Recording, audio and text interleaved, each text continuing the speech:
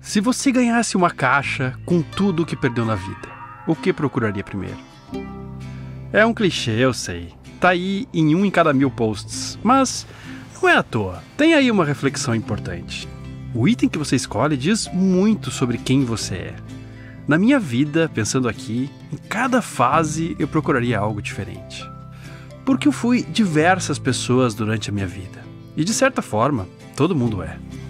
Eu já perdi muita coisa. E eu tô tentando pensar aqui o que sobreviveu e continua comigo nesses meus últimos 44 anos. Quase nada. Eu acho que só alguns documentos antigos, algumas coisas na casa da minha mãe. É o preço de querer conhecer o mundo. É o preço de viver muitas vidas em uma. Mas se é necessário ter menos coisas para viver mais, eu acho que é uma troca muito justa. Mais do que justa. Se somar o tempo que ficamos em Abrolhos e Caravelas, dá 3 meses. Amamos essa região.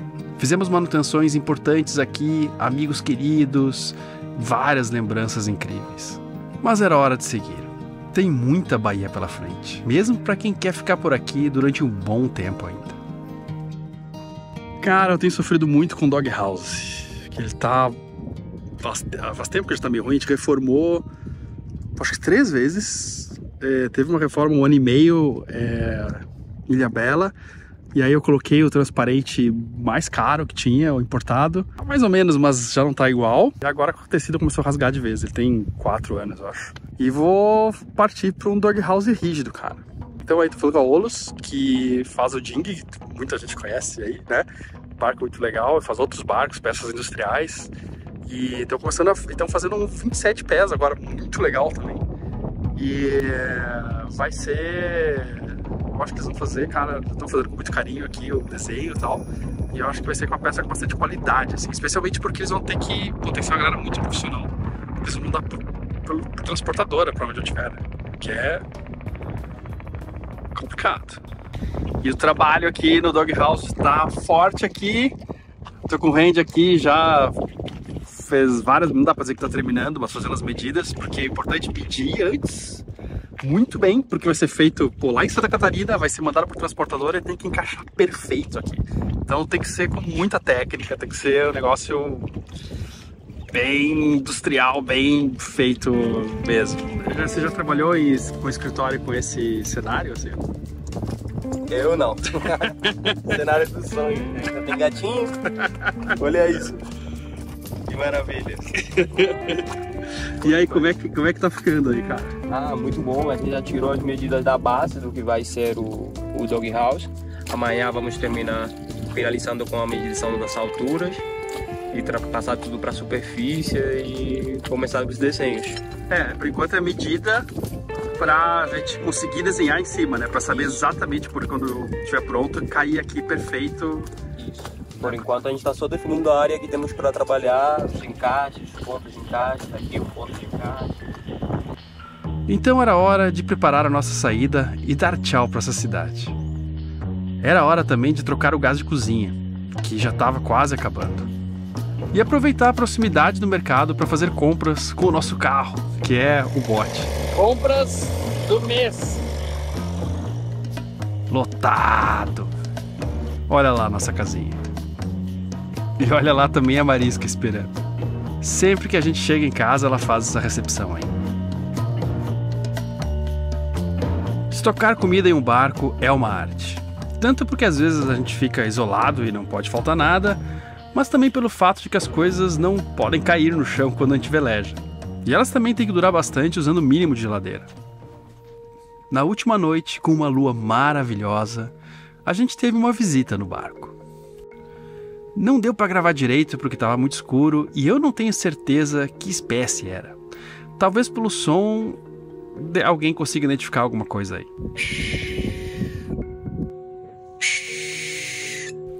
A Ana tem uma hipótese. É uma coruja, eu acho. Que coisa linda! Será que ela quer comer a marisca? Eu tô com medo. Foi uma bela despedida. Foi uma noite bem bonita para se despedir de Caravelas. Então saímos de manhã cedo. A corrente estava contra e eu saí motorando, mas abri a genoa para dar um pouco mais de velocidade, mesmo com o pouco vento que tinha. Era bom sair mais cedo porque a gente tinha grandes planos para hoje. Conhecer um paraíso que não é muito visitado por velejadores. E me parecia até um pouco arriscado, mas a gente queria muito conhecer. Tchau, caravelas! Você tratou bem a gente, espero que a gente tenha tratado você tão bem assim também na mesma medida. Essa cidade foi a nossa primeira provinha da Bahia. Vem muito mais por aí. A gente está só começando nesse estado que tem a maior costa do Brasil, com 1.100 quilômetros de extensão. É muita água. São muitos lugares que a gente vai conhecer ainda. Mas o vento aumentou e ficou contra. Eu já sabia que isso ia acontecer, mas a ideia era sofrer um pouquinho, rastejando contra a corrente a 2 nós, 3... para chegar nesse paraíso escondido e amanhã ter um vento bom para ir para o nosso próximo destino. Apesar do vento ser contra, o parcel das paredes, que fica na frente de Caravelas, não deixava as ondas ficarem muito grandes. Então, estava até ok, só lento. Conforme a gente se afastava de Caravelas, o mar deixava de ser verde e se tornava azul. Então, ali no meio do nada, a gente vê 3 barcos sem se mexer e ondas quebrando na volta. É lá onde a gente ia. O Recife das Areias é uma entrada no parcel das paredes que tem fundo de areia. As cartas não têm quase nenhum detalhe para se aproximar dele. Olhando as imagens de satélite, aí sim dá para ter uma ideia, mas sem saber a profundidade. Essas marcações em vermelho são uma carta que o Navionics faz com o meu sonar, mas não é muito precisa, precisaria passar lá várias vezes para ter mais sentido.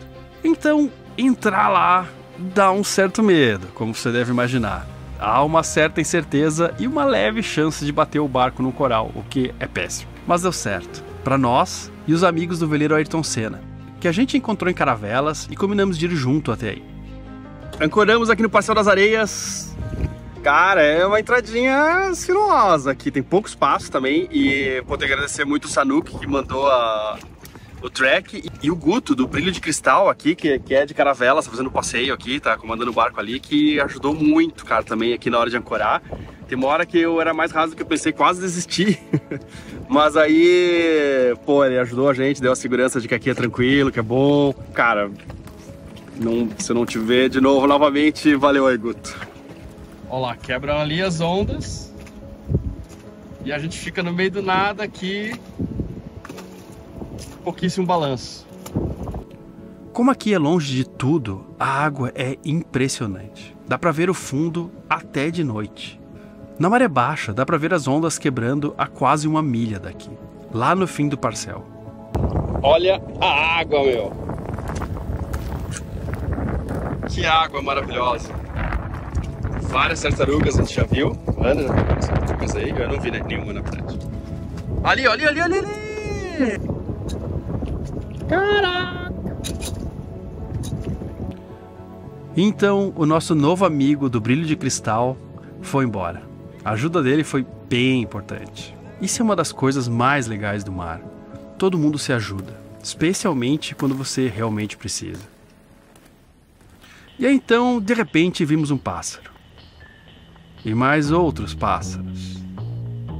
E então mais uma porção de outros, e eu já comecei a me preocupar. É óbvio que é mágico ver eles, e é também igualmente mágico ver que as andorinhas do mar estão aí em peso, fazendo uma migração de milhares de milhas do hemisfério norte para cá. Tudo isso é lindo e é verdade. Até que elas resolveram pousar no barco, várias delas. E a fera em potencial acordou com toda essa movimentação, despertando instintos que eu tenho um pouco de medo. Parecia haver um desastre para acontecer a qualquer momento. E logo depois disso ela já se posicionou ali à espreita. Ainda bem que falta muita experiência como caçadora para marisca. Mas falta muita mesmo. Poucos centímetros e um oceano enorme de insegurança separam presa e caçador. A essa altura eu já não sabia se era namoro ou amizade. Sentimentos confusos, talvez. Talvez o medo da marisca cair na água era maior do que a vontade de pegar um passarinho desses. Marisca, se comporta, marisca. Esse aí brincou demais com o perigo. Mas ficou por isso aí mesmo. Na real, o problema foi outro. Mas amanhã a gente lida com ele. Olha essa água aí de noite com a iluminação. É um negócio de outro mundo a água por aqui.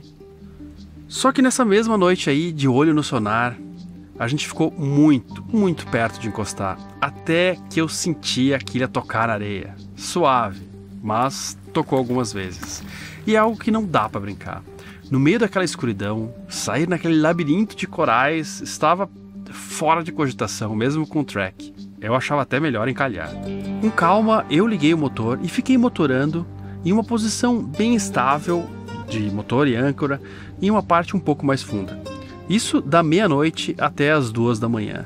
Era uma posição perto das pedras que eu não tinha giro para mudar a âncora de posição e largar ela lá.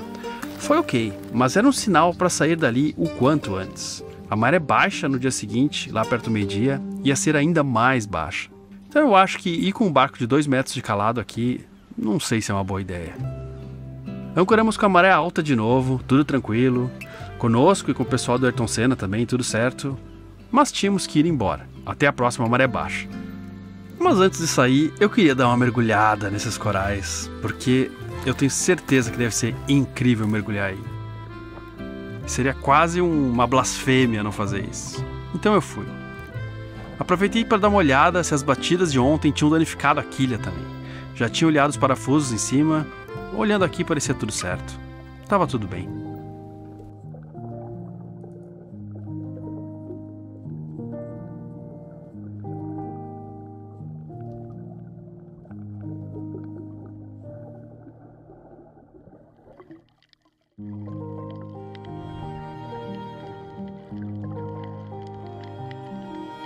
E aí, voltando para o barco, era hora de lidar com o verdadeiro problema que tivemos aqui com os pássaros.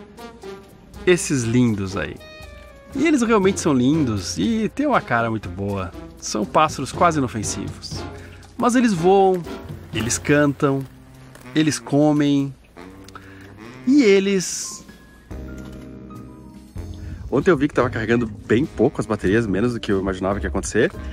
Aí eu vi que estava cheio de pássaros na placa, mas muitos. E aí eu vou mostrar pra vocês agora o que aconteceu. Nossa senhora, olha isso. Caraca, meu. Então depois disso a gente foi embora. Se tivesse um barco com calado menor, ficaria uns 2 ou 3 dias aqui, porque era muito legal. Ficou um gostinho de quero mais. Mas a gente tá indo pra outro lugar maravilhoso. Na real, né? Quando que a gente não tá indo? Era um vento contra, bem fraco, mas era a janela que eu encontrei nessa época para subir. Daqui a pouco vão aparecer janelas melhores para velejar. Aliás, eu tenho sentido muita falta delas. Tenho usado bastante o motor, mas é o preço de subir o Nordeste no verão. Tem esse lado ruim, mas tem o lado de não ter muitas baleias, o que é ruim porque é legal ver elas, mas também é mais seguro. Tava quente, tinha dormido pouco, mas estava tudo tranquilo. Aí de longe eu vi algo que eu queria muito ver. Sempre imaginava como é que era ver ele do mar. A primeira coisa que a expedição de Pedro Álvares Cabral viu no Brasil. O Monte Pascoal. Que visão, que aula prática de história é essa? Estar aqui sentindo o mesmo sol, o mesmo sal, a mesma visão que eles tiveram, muda tudo escutar a história tendo essa experiência. Daqui de longe, eu acho que a paisagem nem deve ter mudado muito. Havia muito mais matas na época, isso é verdade. Mas daqui eu não sei se a gente conseguiria notar tanto essa diferença. A gente está indo para Cumuruxatiba, um distrito de Prado. É um abrigo de recifes, também não muito cartografados, mas segundo relatos é uma ancoragem mais profunda do que o Recife das Areias. E a gente foi lá testar. E nesse teste a gente descobriu um lugar maravilhoso, lindo, na ponta de um cais, há muitos anos incendiado, infelizmente. Logo chegaram os nossos amigos também, que ficaram mais uns dias aqui conosco. Curti tanto a ancoragem que eu não quis descer no primeiro dia. Também porque estava bem cansado, é verdade. Mas, mesmo assim, estava muito bonito esse pôr do sol. E essa expectativa do que tem lá em terra e ficar tentando imaginar o que tem lá, olhando essa luz, essa água, é algo muito especial também. às 5:30 da manhã, vendo as falésias descritas na carta de Pero Vaz de Caminha, quando ele falou: tem ao longo do mar, em algumas partes, grandes barreiras, delas vermelhas, delas brancas, e a terra por cima toda chã e muito cheia de grandes arvoredos. Já não tem mais os arvoredos, é verdade, mas todas as praias ainda são formosas, como ele citou. Olha esse sol nascendo, cara. Que animal. Parece que a gente está desabrigado, mas tem uma barreira de coral ali que protege a gente. Eu não sabia que era dia de Iemanjá hoje. Estava tendo uma procissão marítima. Por isso tinha tanta música e esses fogos aí de manhã cedo. Esse era um sinal, espero que de boas-vindas para descermos na praia e conhecer o lugar. E foi o que a gente fez depois disso. De cara na praia a gente já foi recebido por um peixe-agulha. Como a praia é bem rasa e tem uma amplitude de maré de às vezes 2,5 metros, às vezes é melhor deixar o bote na âncora, porque senão você tem que carregar ele por vários metros entre uma maré e outra. É uma praia muito linda. Cumuruxatiba, prazer. Pegamos várias dicas com o Aldo da Escola Náutica aqui. Foi onde deixamos o bote quando a gente saía também. Caminhamos, conhecemos alguns lugares, batemos aquele almoço na beira da praia. Tem uma série de restaurantes bem bonitos por aqui, com mesas na beira da praia para você curtir esse visual aí e a brisa que sempre tem aqui no Nordeste. Faz bastante calor, mas também tem um vento que compensa isso um pouco. Esse aqui é um lugar que ainda não é lotado, mas já tem restaurantes bons, pousadas boas, já começa a ter um turismo mais profissional, talvez eu diria. Mas eu espero que não perca esse espírito de lugar íntimo, escondido, que não se torne um lugar de turismo de massa e um pouco sem personalidade. É muito comum ver vilas de pescadores sofrerem uma mutação para lugares que são só turísticos. Búzios que seria um exemplo clássico também. Esse lugar aqui ainda tem muito de vila de pescador e sinceramente eu espero que não perca isso. Nada contra Búzios ou qualquer outro lugar que tenha feito essa transição, mas adoro lugares calmos assim também. Acho importante existir esses dois tipos de turismo. Um mais massificado e com grande volume e que talvez boa parte das pessoas prefiram porque é mais fácil de chegar e de consumir, mas eu sei que é um grande número de pessoas que prefere assim também, assim como os moradores. Eu tenho a impressão que uma boa parte deles também prefere que continue um pouco assim. O tipo de lugar que você vê uma festa dessas. Isso aí foi uma das coisas mais interessantes que eu já vi em festas populares nos últimos tempos. A disputa do pau de sebo. Foram várias tentativas. Às vezes eu ficava até preocupado com a galera, porque tinha umas quedas que, parecia meio perigoso, mas o pessoal saía dando risada e caminhando de boa.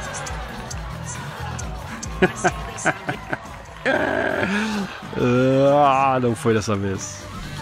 Segura, faz a pirâmide. Sereno quando ela pisou na areia.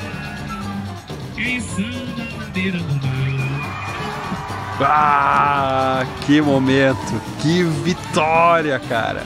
Eu vi o quão difícil foi isso.